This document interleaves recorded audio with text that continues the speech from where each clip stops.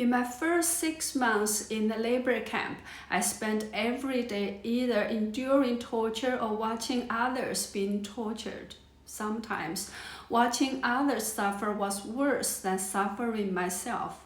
For example, when you hear someone screaming from being shocked with electric batons, your heart bleeds for the innocent person being tortured. At the same time, you know you might be the next because you also refuse to give up your beliefs. After surviving 6 months of this terrifying pressure and life or death choices, one day I suddenly felt a strong urge to write a book. I wanted to record everything I had been through and sing, to leave it as a witness for humanity and history. Before this, I thought what happened in Nazi concentration camps was gone forever and would never happen again. But I was wrong. So how could I escape this prison to freely write my testimony? The police made it clear, without transforming or giving up my beliefs, there was no way I'd be released. To be or not to be, Prince Hamlet's question became, for me, to transform or not to transform.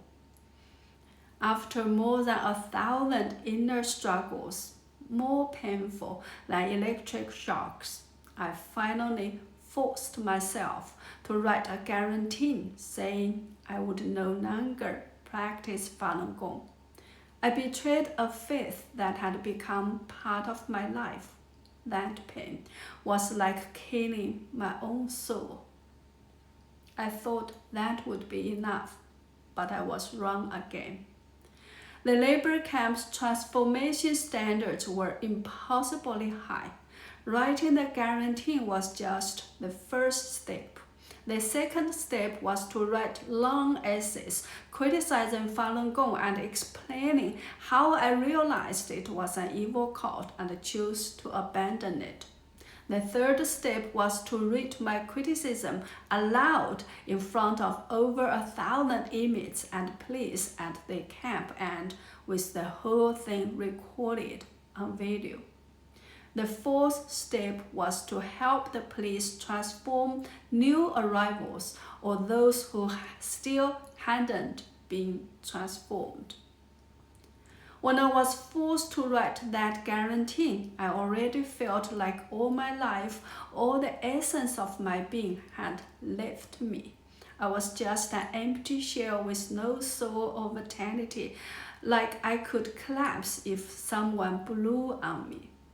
So how could I force this lifeless shell to do everything the CCP demanded to prove I was transformed? So many times, my mind nearly broke. I couldn't convince myself to betray my faith even more, or tell myself I've made the right choice, or decide if I should keep going down this path. In those moments, I deeply realized the CCP is truly the most evil regime in the world. It doesn't just want to kill your body, it wants to kill your soul and spirit. It strips away everything that makes you human. Even if you do survive, you are just a corpse with no soul, no thoughts, no spirit, or free will. I can only say it's a miracle I didn't go insane like so many others did. After surviving this most evil persecution, I've been praying and praying that no one else in the world ever has to endure what I did, just to have a chance to speak out, to tell the world what had happened.